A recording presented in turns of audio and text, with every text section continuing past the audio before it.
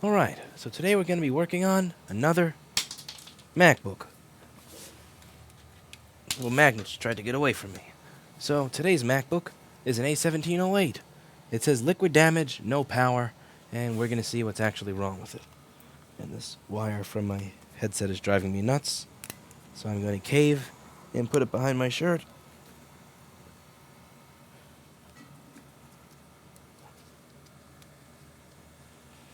By the way, we got the Zow mouse back up in the office, and it is set up, and it is working.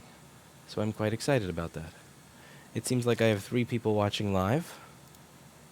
Those are Eli numbers. Something is funky here. Yeah, so I have 0 viewers on Twitch, and I have 2 viewers on YouTube. Yeah, I have Eli numbers today. Something must be wrong. I don't think I've done anything to deserve Eli numbers. So, let's get started and figure out what's wrong with this board. So they say no power, so the first thing we're going to do here is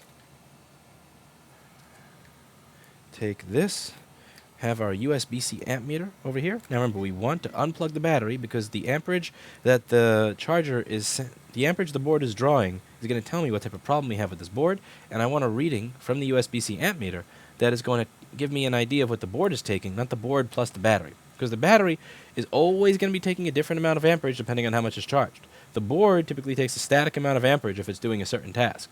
So let's see what do we get when we plug it in. It says 5.25 volts. It should jump up to 20, and it just did. It should jump up to 500 milliamps, which it did. This indicates to me that this is actually turning on. Even though they claim it's not turning on, it probably is. So maybe it's turning on and has no brain. Maybe it's turning on and has no image or no backlight. But there's one way to figure out what's going on with that. By the way, hello to all 5 people watching. Wait, seriously? Really, YouTube and Twitch?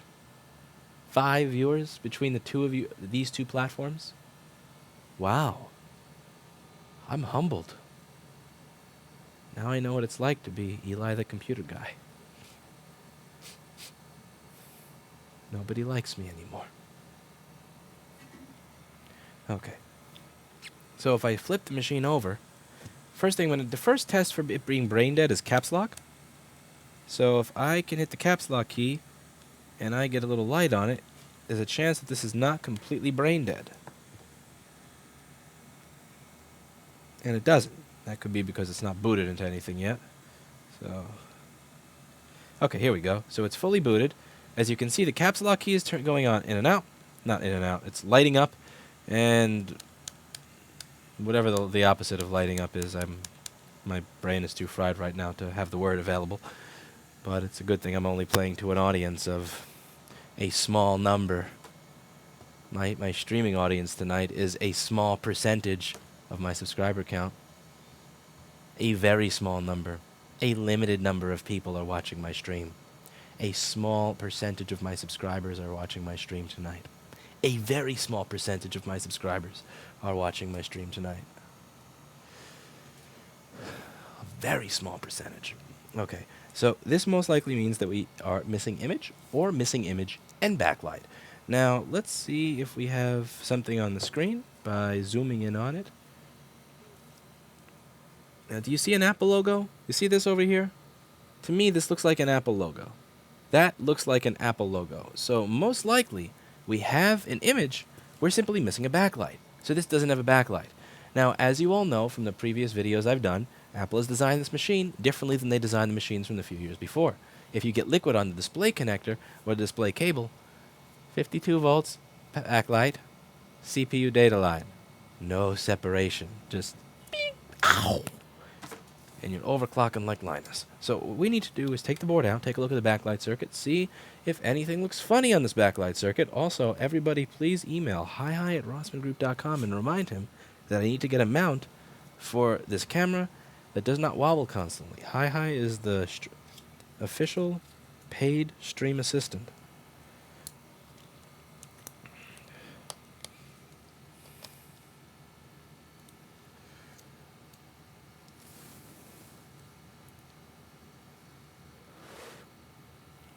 TCRS, you're never going to shed that, so just stop trying.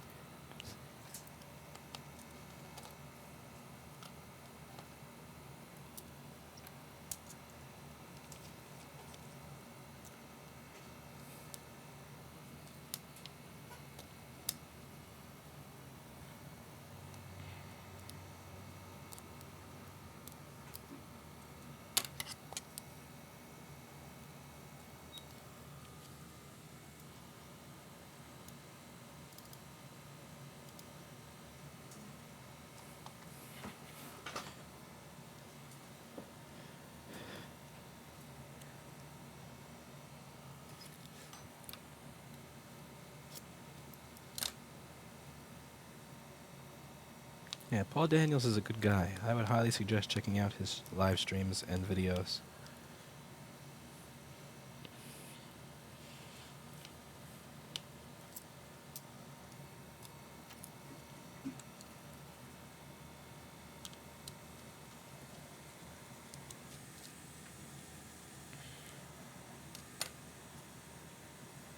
What's your hot air airflow set to? What is your hot air airflow set to? I forgot to ask. I actually don't know. I think it was 4. Let's see what you got. So, 120. You may want to lower just a little bit on the airflow. Actually, no, it's set to 80. Never Yeah, I mind. just said it. That's not and terrible. it's completely horrible. No, you're doing fine. Let's see. Maybe just lower the temperature a It's little just due to hard, the like, proximity. I literally have to align it. Absolutely. But also remove the CPU heatsink and put something over the CPU like a box cutter or something just to act as a heatsink there. But that's going to wick the heat out of the air but not allow it to get to the CPU but not transfer it directly to the CPU.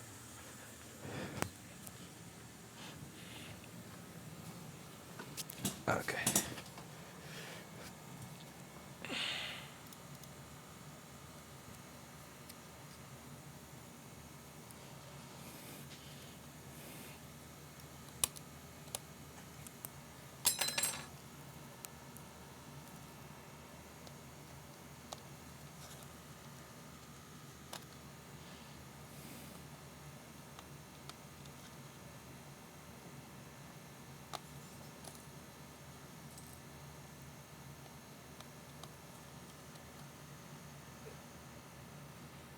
Dean, probably not, due to the way the law works. You can't hire an intern without paying them in either college credit or paying them minimum wage, which is too high for somebody who has zero experience. Because the thing is, I learned from the absolute bottom gutter up, but I also had a illegal internship where I wasn't getting paid or college credit for 3 months so that I could learn. But technically that is illegal, and I have too high a profile to do something like that. But I also can't hire somebody for like that at the law's price who just can't solder or do anything as a tech. As a customer service person, maybe. As a reassembler, maybe. But board repair tech, no. You gotta have some experience. Good to see you got a vacation. Thank you. I appreciate that. I'm happy I got a vacation as well. Teresa's disappointed that I'm the one fixing stuff. Teresa wants me to fuck off, even though the channel's named after me. It's okay. That's why I only have 5 viewers today, Teresa. They all agree with you. They all want me to go away. I miss my channel. I want to fix boards on my channel. Why can't I fix boards on my channel, Teresa? Why are you so mean? Alright. I agree, TCRS. Teresa's so mean. So cruel. Okay, let's take a look at the board in this MacBook. This MacBook is an 820-00840, A1708. This is not the model that has the soldered on SSD, but it is the model where the SSD that they do put in it dies for no reason. Apple. Now, we're going to take a look at this under the microscope and see what we've got. Okay, we could use a little bit more light.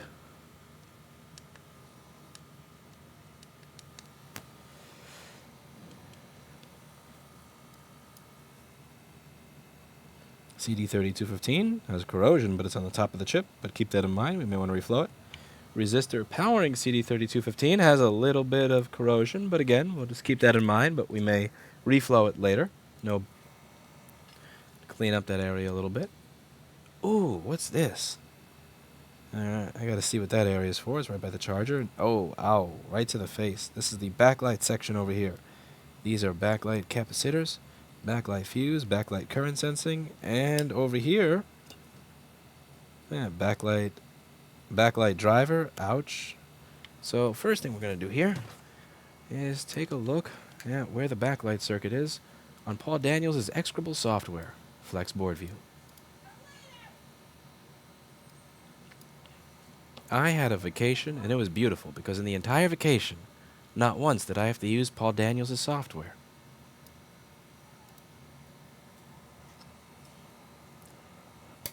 If I had a choice between traveling away 5,000 miles to a nice, sunny, beautiful place with kind people, or a vacation from Paul Daniels' software, and staying in New York, I tell you, I'd have to think about it. Okay, so let's take a look at the LED driver. LED driver is U8400. U8400 is over here. Now let's see, what are the areas that are the most corroded here? So we've got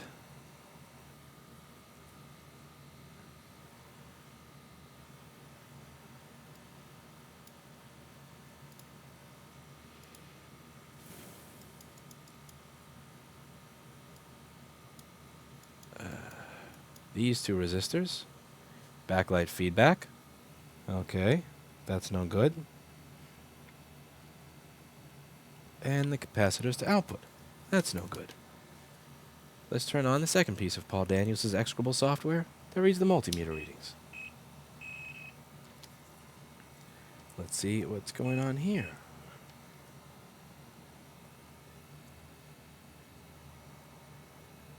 Alright, no short to ground on backlight, as you can see. Beautiful, beautiful.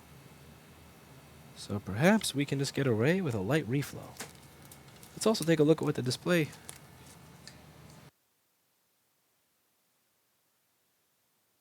One second.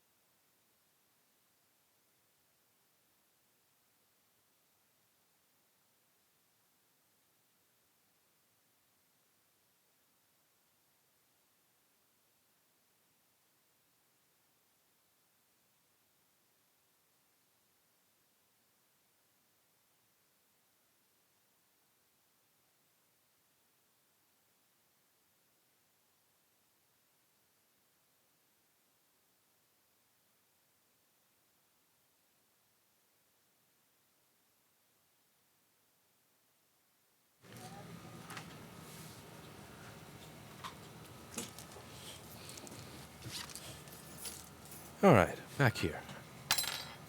How long until microscopes go on sale? Well, I'm working with them on getting a shipping option, and once I do, we will be selling them. So I have no idea. Depends on how long that takes. So let's take a look at what the screen area under the microscope looks like here. Yeah, this looks absolutely fine. I don't see anything wrong with this. That is pretty. You'll be able to have microscope imagery that's this pretty as well. Once we have microscopes available on store.rossmangroup.com. Don't delay. Screw buying from Amscope today, because we've got the better connection, the better lenses, it's beautiful, the better adapters. Okay. So first thing I want to do is see what backlight voltage I'm getting when this is plugged in. Now remember, one of the first things that I have to go over with new people and students is that you have to have the machine open on the desk. You have to have it open. You cannot check for backlight like this, because the machine is going to think that it's closed, and when it's closed, it doesn't make a backlight. It makes a backlight when it's open. So you put it on the desk like this, and obviously two little metal pieces, you put them in your plastic bag. Don't keep them in the computer like a dumbass like Lewis just did. See, I have a nice little plastic bag here. Put all my little parts. And this goes on the desk like so. Mm-hmm.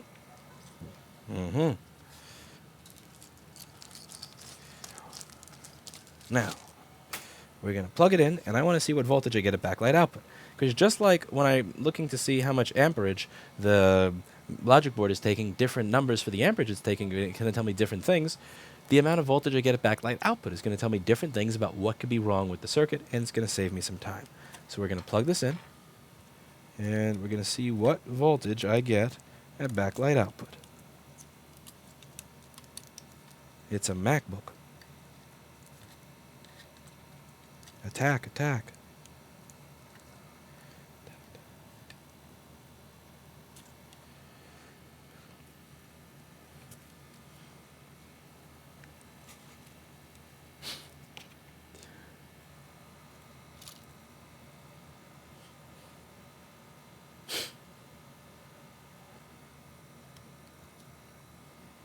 Do you think it will ever be fully impossible to fix MacBooks one day? Absolutely. Once everybody decides that they don't want Apple products and they stop buying them, there'll be no MacBooks left, and therefore nothing to repair. Once nobody wants a MacBook anymore, once nobody owns a MacBook anymore, it will be impossible to fix them. It's a day that I can only dream of, but I believe that if I just keep dreaming, that someday my dream will come true. Okay, back to this. Turn on our multimeter here, put it into voltage mode, get the range set up properly so it doesn't just give me funny readings in the middle of the air, and backlight output, 0 volts.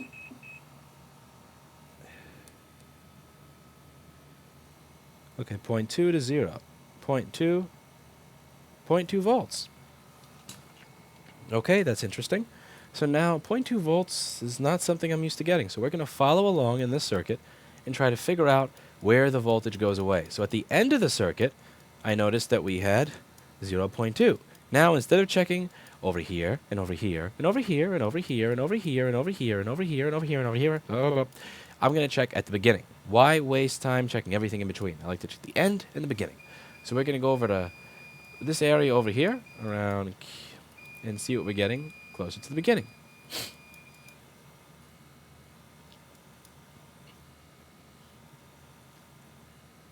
Fume extractor? Huh? Fume extractor? Yeah, it's on. You just kicked it on, didn't No, you? I didn't. You, You didn't hear it? you have a terrible poker face. No, I swear. I just think it's funny. You are such a bad liar. But anyway, back to let's see what we get on that coil.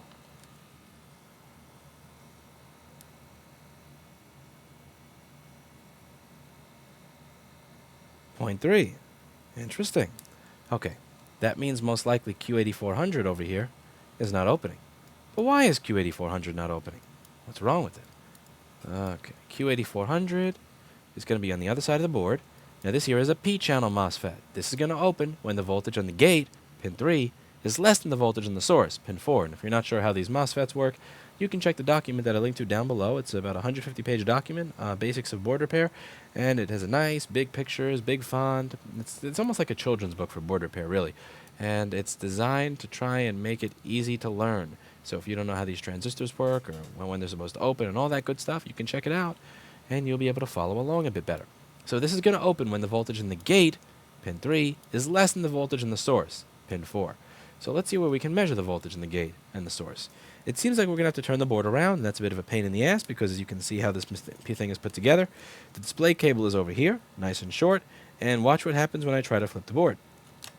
When I try to flip the board to measure the other side, with this plugged in, it will unplug itself almost every time. F my life. So there, this is going to be very tricky. This is a nice little balancing act here. Okay. The charger is trying to rip the screen cable out because the charger is trying to move. No. You cut that shit out. No, nice effing try, charger.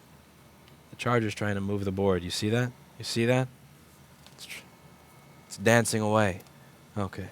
So, let's check what we get on Q8400 pin 3. This is going to be the voltage that I need to be lower than what's on pin 4. So pin 4 is going to be what I imagine 13 volts from PP bus G3 hot, because PP bus G3 hot over here is what is applying our backlight voltage. PP Vin SOSW underscore LCD backlight FET is actually a subrail of our PP bus G3 hot. So let's measure. Desk camera. Be very careful not to unplug the screen. We have 13 volts on the gate, 13 on the source. So now the transistor is not at fault, because remember, with a P-channel MOSFET, it's only going to open when the voltage in the gate is lower than the voltage in the source. The voltage in the gate and the source are the same. As a result of the source and gate voltage being the same, the transistor is not going to open. Replacing the transistor because power is present on input but not on output is pointless. The same way that replacing a light bulb when the light switch is off is pointless. It's not being told to turn on. You can't blame it. So I can't blame Q8400. What I can do is blame something that's going on here. So let's take a look at how this voltage would get lowered on the gate. So R8401 takes the voltage from the source and puts it on the gate, and that is going to ensure that you never have the transistor opening, because it's just going to take the voltage from the source and place it straight on the gate. However, R8402 can then turn this into a voltage divider. See, now you have two resistors. One resistor between the high voltage and where you want the lower voltage to be, and the other resistor where you want the lower voltage to be, and ground. But this resistor does not go to ground. It goes to backlight SD. So this over here is going to be the LED driver, and the LED driver shorts backlight SD to ground, which allows this voltage divider to work, which allows this transistor to open, which allows backlight to go through the circuit. So our question is going to be, why does this not doing its job? Is it that R8402 is blown? Is it that C8400 is shorting? The capacitor has failed, so it's shorting the gate? It could be that C8400 here is blown and it's shorting the gate to the source. It could be that R8402 is blown or corroded, or it could be that our LED driver is simply not doing its job. So there's one way to find out which of those three outcomes it possibly is, and that's by measuring our board, which we're going to do right now in the microscope. So first things first, let's check pins 4 and 3 of that transistor.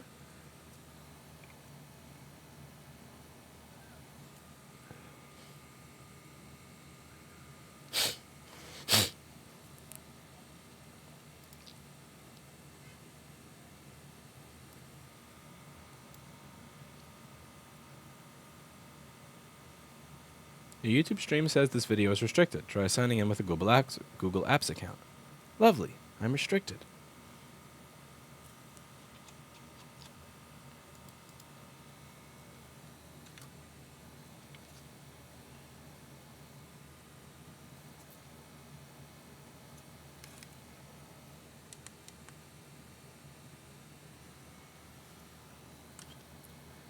So, gate and source, 363 ohms? That's fucked up. So, that's not supposed to be 363 ohms. Yeah, that's way too low. So, because if you look on the schematic in the board view, we have an 80 kilo ohm resistor between source and gate, and then we have a 1000 picofarad capacitor. So either C8400 is partially shorted, or this transistor is blown. It's one or the other. So what do you think it's going to be? C8400 or bad Q8400? Now, if I had to blame one of two items, a big, bulky, large Arnold Schwarzenegger-ish transistor, or this little sissy, itty-bitty capacitor over here that actually has some corrosion on it, I'd be likely to blame the capacitor. So let's just flick that capacitor off of the board. GTFO. And now we have 77 kiloohms over there. So what we did over there is quite simple. So I saw that there should be about 80 kiloohms of resistance, maybe a little less because the transistor itself is going to have its own internal circuitry and the capacitor is going to carry something, but it shouldn't be from 80 kiloohms down to 300 ohms. The only other thing in the path of the circuit over here was C8400. So we looked at C8400 and we told C8400, so looking at C8400 and telling it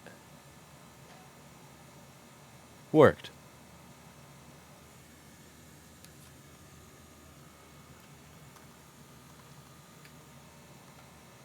Get the fuck out of my store. I love hitting that button. Get the fuck out of my store. Get the fuck out of my store. Moron. Get the fuck out of my store. We are closed. We are closed. We are closed. And now we're most likely going to have backlight. Now that capacitor is not actually necessary. We can get away without having it there. But I'm still going to give it a shot of, replacing it just to make things nice. Make things nice, nice, nice. We're also going to touch up some of these areas, reflow the stuff that's a little nasty. Put the board through the ultrasonic cleaner. Make it great again.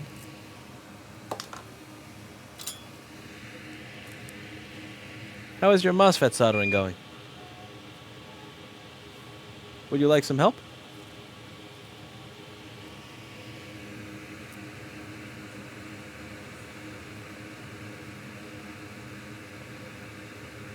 Would you like to practice it on a donor that you can happily kill? Just to get an idea of how hard you can go with the temperature and everything. This is the only one I bring. Okay.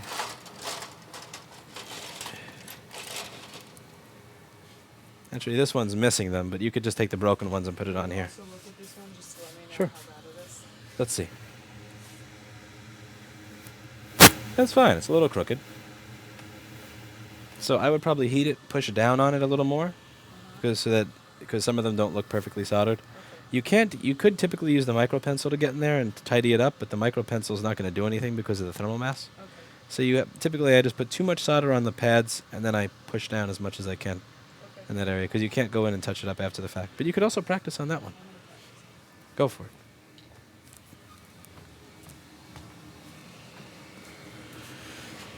Okay.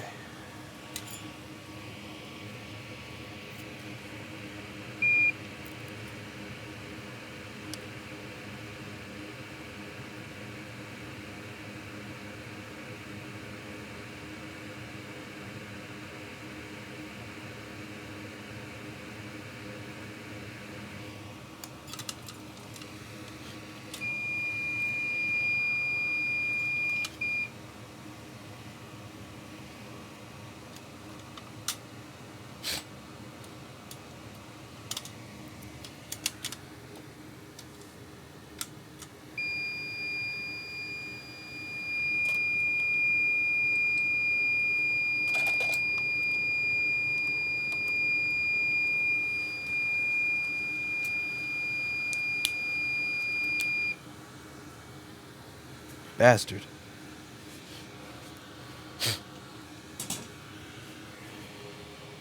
Also, hi, if you could let me know where that other Sony camera is, that would be very helpful.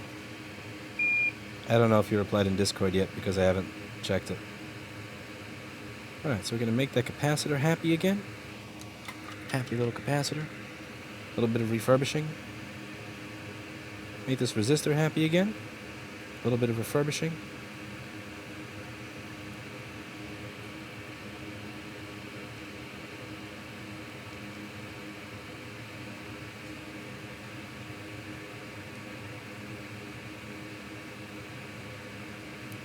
Scrape away some of that corrosion.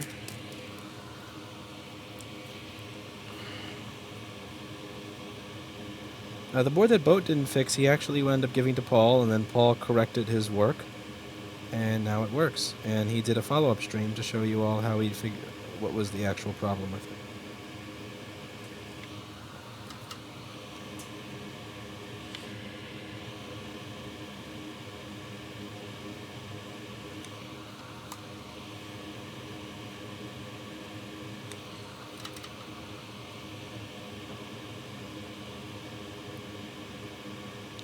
Yes, the broken wall behind the monitor trick. That's what you do when your landlord makes it obvious your lease is not getting renewed, and you don't want to invest into a property that belongs to somebody else.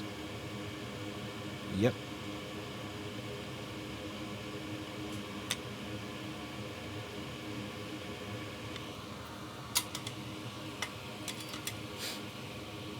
So customers can see chat now. No, they can't, because if I see them looking over my shoulder and trying to read it, I will take that cattle prod that somebody sent me and shove it so far up their ass. I like my privacy.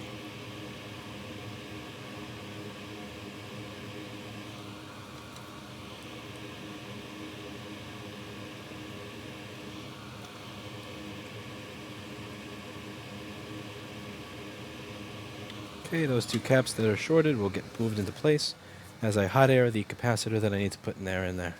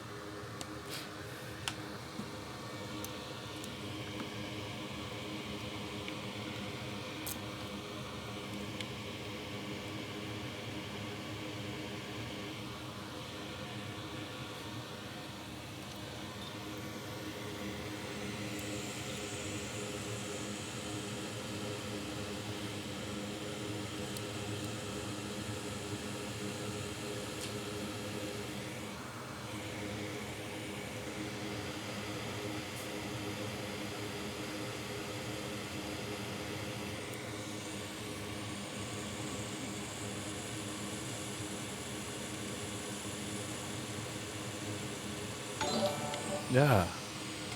Much respect from New Zealand. Love your work. Thank you. Lower the volume since that almost deafened me.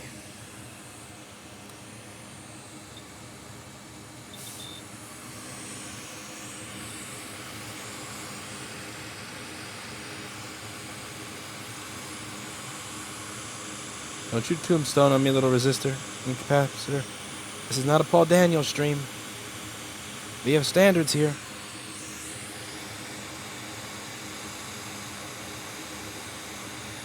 Damn straight. As straight as my tweezers.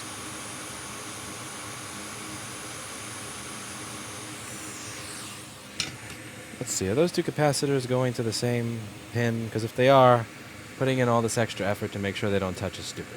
Yeah, so that's a shared ground pin, so it doesn't matter. Actually, no, it's these ones over here. That's, those two are all, and that's the same thing, so that's fine. They can touch if they really want to touch, show that they love each other. Now we could reflow this area over here, just to make it nice and happy, and make sure that this solder does not get dissolved or messed up when we put it inside the ultrasonic cleaner, because this board is going to be going through the ultrasonic. Let's reflow this whole area up a little bit.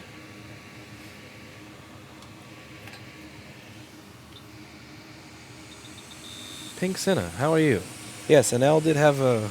Justin, Y is to an L the way Stan is to Eminem. It was interesting, to say the least.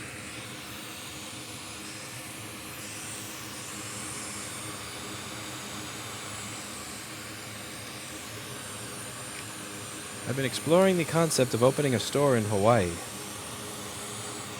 A little bird did a lot of research for me and showcased that there's only one person in all of Hawaii that does component level board repair, and they charge the same rate as I do, but it seems like they work out of an apartment or something and don't have much in terms of review or rep. And that island has 3 Apple stores, lots of the Apple users, and no motherboard repairers, nothing. So, yeah. The little birdie did some research for me and suggested that I consider opening in Hawaii. It is something to think about.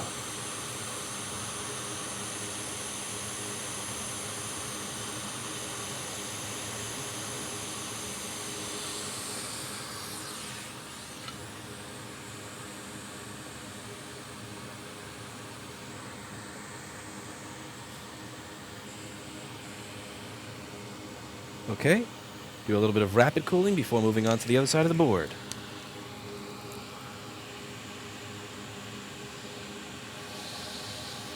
Do you like extreme prices for things in sand? Because that's what you're going to get. Yes, that's... So there's this one space in Hawaii that, I mean, I think they gotta be fucking with you even worse than New York is. Let's see if I can bring it up. These people are out of their goddamn minds.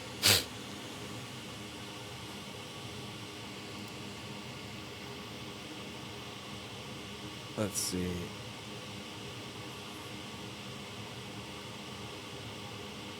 So everybody, check this out. Are you ready?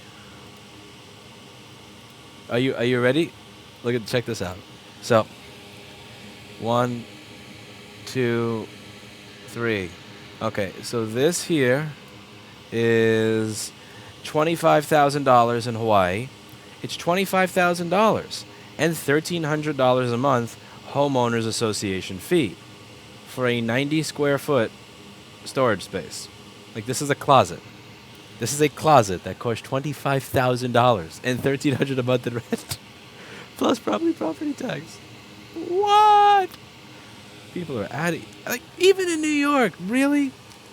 Like, in New York City, in the middle of Manhattan, you're gonna get a shitty office for $1,300 a month. It's gonna be crappy, but it's not 90 square feet, and you don't have to pay $25,000 up front for it. These people are out of their effing minds. Like, I'll create a goddamn beach simulator in my apartment. I'll fill my bathtub with sand and get some nice speakers that play the sounds of the ocean, some VR. Yeah, you guys are out of your fucking minds. I think I'm paying that shit. Alright, so over here we have the backlight area, And now again, this is probably going to work before I even touch this up. But I still should touch that up just because leaving it like that would be mean. And you also have to remember that the Wi-Fi chip is over here, and I don't want to necessarily reflow that so much. Actually, maybe I do, because look, it's not underfilled, and it has corrosion under it. So I take that back. I may actually want to give that a little bit of a reflow. But I'm going to have to get rid of this underfilled junk, because, not the underfilled junk, the edge bonding, because this edge bonding is going to combine with the balls once it heats and screw them up.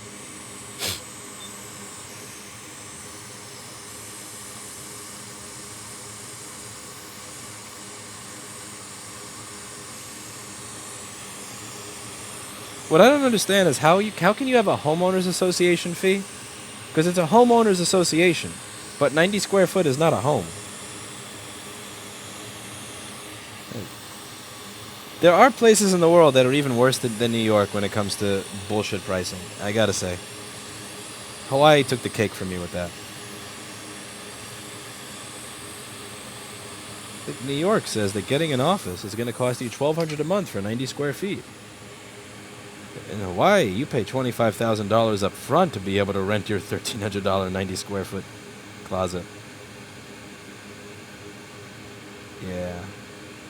Yeah. That's so funny.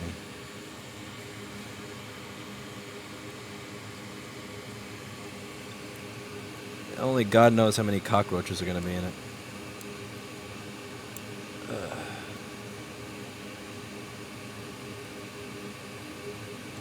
Oh, I got a response from the Airbnb. That was great. They said, you put the air conditioning on one night, and it dripped so much. And it's like, yeah. Like, I use the air conditioner because I spent $930 to stay someplace in Hawaii for a while. Yeah, like, I use the air conditioner, but your place infested with roaches. Let's not deflect here. And then they said, yeah, and you did that, and you even used the lockbox to put the keys back because you took the keys out of the lockbox like I told you, and then you did the wrong thing and you put the keys back in my broken lockbox, and my broken lockbox is the piece of shit required a screwdriver to open. The lockbox was actually broken. I couldn't take it to the room. It had this little safe thing. The keys could come out, but you couldn't actually unlock it because it was broken. So I put that same lockbox back. And it's like, yeah, your lockbox is broken. Maybe you don't want me to put the keys there, but hey, you have a roach infestation. You want to focus? Like you keep deflecting. You'd make an excellent New York City landlord, Airbnb lady. But no, get the f out of here. No, you have a roach infestation. GTFO. I'm not paying for that. Hell no. It's like, yeah. Yeah, you got it. The funny thing is she said, I didn't even say air conditioning was included in the listing. You know what you also didn't put in the listing? You have a roach infestation. You didn't put in the listing that you have an effing roach infestation. You didn't put in the listing that the shit in your apartment expired from 2012 to 2015, that those roaches have likely been growing for the past 7 years because nobody has set foot into that shithole in 7 years. You didn't include that either. You want to see who's going to win the chargeback? Probably me. Anyway, but enough saltiness over that Airbnb. You get the chargeback. I'm going to win. People can file chargebacks on items that they received from me. They actually got that worked. Hell if I'm paying full price for that shit. Alright, so we're going to reflow this area before putting it through the ultrasonic cleaner. Again, it's probably going to work. My only issue is going to likely be that failed capacitor. But still, before I put this through the ultrasonic, I just want to make sure that any of these connections wind up destroying themselves. We want to give them a chance to recreate, resolder into place. Some flux, nice Amtech flux, some nice heat. And all that stuff is going to flow like the waves in the ocean. Without cockroaches, of course, because cockroaches are nasty. Yeah, why didn't you use the air conditioner? That is not listed as an amenity. Oh, get the fuck out of here.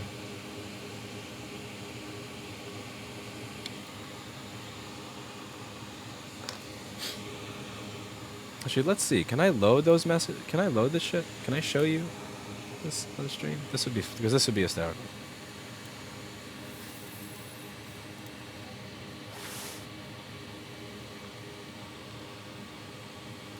Let's see. View details.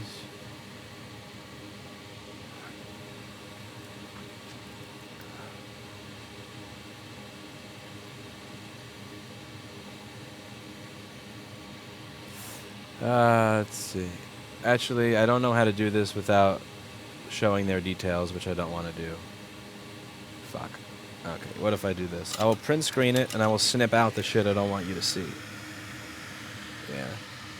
Like, don't get me wrong, the person who runs this Airbnb is a cunt, but I still don't think that...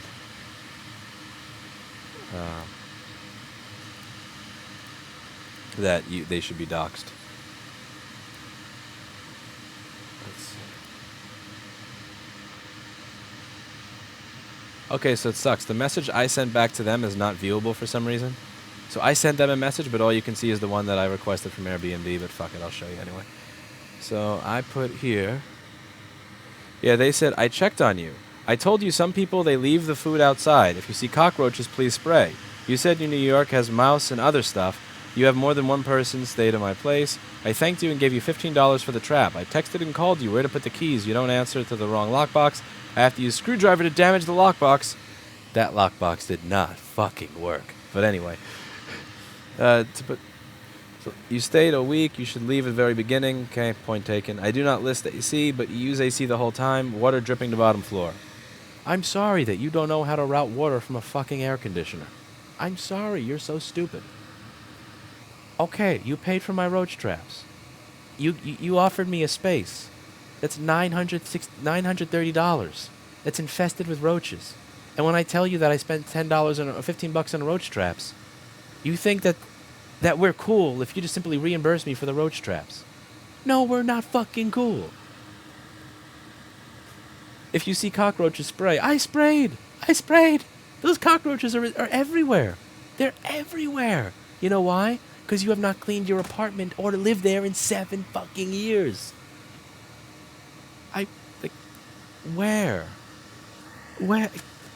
I can't imagine offering this level of shit service to my customers. I think that's what pisses me off above all else. I can't do this shit to my customers. If I did the stuff to my customers that these cunts did, I would be out of business in a week. There would be people outside of my store with pitchforks, throwing it through the glass, throwing bricks through the glass, following me on my bike home so that they could rob me, beat the crap out of me, steal my money, and use it to buy a computer to replace the computer that I fucked up that belonged to them. I can't do this for my customers. I sit here at 1 and 3 in the morning fixing MacBooks. Why? Because I want it to be done within the allotted time frame that I gave the customer or sooner. I clean the MacBook. I have this shit next to my desk. I spend more time cleaning my customers' MacBooks than you spend cleaning your fucking customers' Airbnb. Look at this. Every single MacBook that comes through this store gets cleaned before and after we do work on it. I even put a guide in that Staples video on how to properly clean your asshole. Remember the video on Staples and TechDry? I spend more time cleaning my asshole than you spend cleaning your fucking Airbnb. Shame on you, you pathetic piece of shit. Anyway, but enough saltiness. We do need to recover this. Louis Rossman, air conditioner user.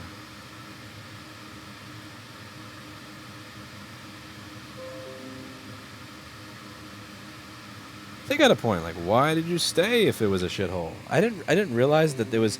I saw some bugs, but it wasn't a big deal. And then when I opened the cabinets and they started jumping at me on day 3, once I saw like a pile of roaches in there and some of them jumped on my shirt. That's when I said, whoa. But I was there for 3 days. I mean, I don't really know my way around Hawaii very much. I have to find a place now at the last minute because you're a dumbass that didn't list that you have a roach infestation on your Airbnb listing. Like, that's on me now? Really? That's on me that you have a lockbox that is a 20-year-old piece of shit that doesn't work? Really?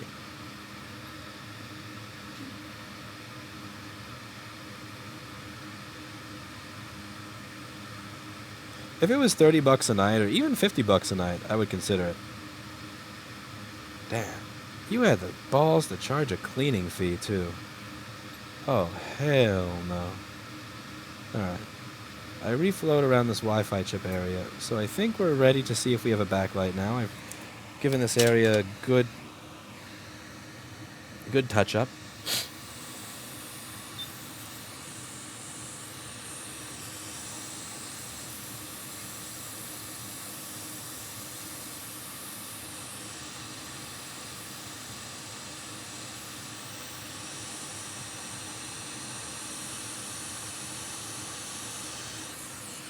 Really, imagine I fix a customer's MacBook. I charge them $400. They get it back, it doesn't power on. When they finally do figure out that I messed something up on the inside and I plugged it in and they do power it on, all of their data is gone.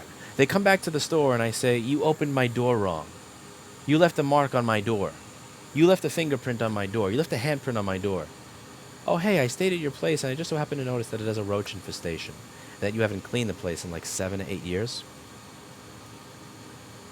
Oh, but you turned the air conditioner on and didn't advertise with air conditioning. I think I'd kill if I opened a store in Hawaii. Because that's the thing, if that's the level of customer service that people think that you can get away with offering in Hawaii, I am going to kill and slay in Hawaii if I opened a store there. I would get all the business. Because if everybody else does business like that,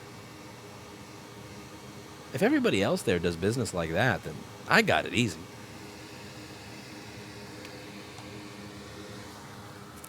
Alright, so we're going to see if we get a backlight now. I'm just going to clean the desk a little bit. Not Airbnb style. The funniest part of that is, you said New York has the mouse and other stuff. Like, yes, New York has mice. I don't understand what that has to do with you having cockroaches. I've said if I see a single mouse, no big deal. I see a couple of bugs, no big deal. I see a mountain of 900 roaches, no. That's... No. No mountain of roaches. Okay. Let's get to a new subject.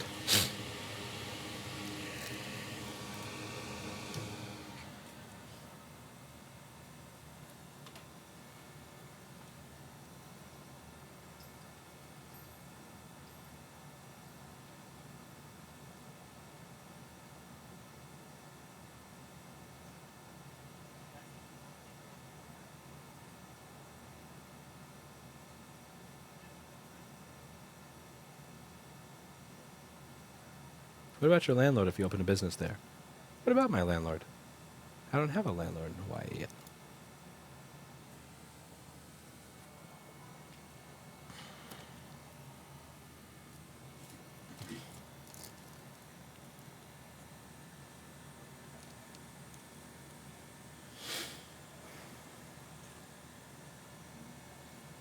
Never eat when watching a Lewis stream. You'll learn that the hard way.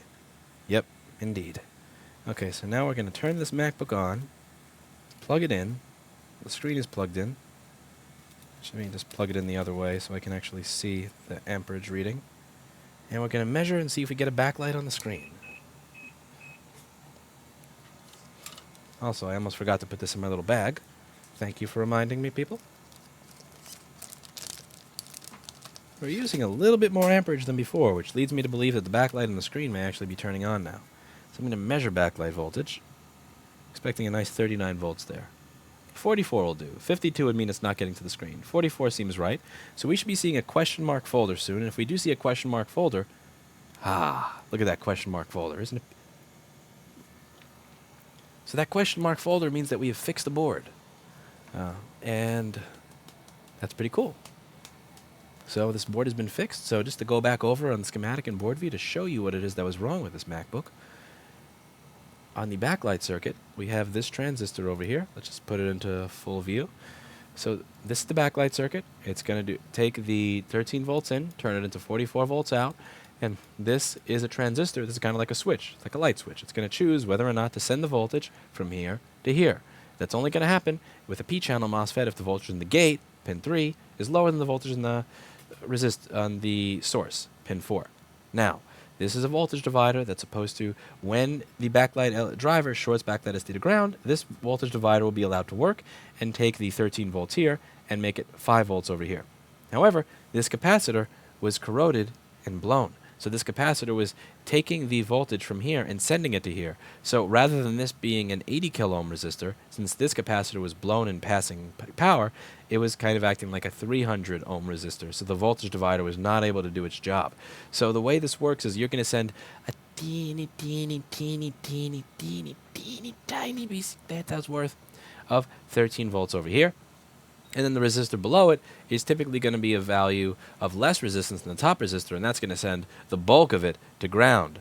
Whereas over here, if the top resistor is 300 ohms, and then so you're sending quite a bit of 13 volts over there, a lot of amperage, and then you're sending 63.4 kilo ohms worth to ground. That's nothing. This is going to be like 13 volts up here, 12.999 volts up here. That's not really going to do the job. So once we kicked off this capacitor and replaced it, then we got 13 volts here. The voltage over here is going to be lower.